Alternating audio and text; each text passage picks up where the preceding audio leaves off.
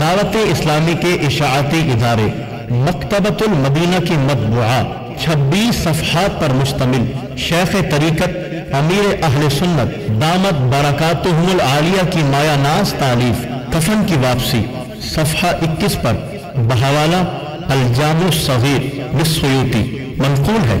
فرمان مصطفیٰ صلی اللہ تعالی علیہ وآلہ وسلم رجب کے پہلے دن کا روزہ 3 سال کا کفارہ ہے، اور دوسرے دن کا روزہ 2 سال کا، اور تیسرے دن کا 1 سال کا کفارہ ہے، پھر ہر دن کا روزہ 1 ماہ کا کفارہ ہے۔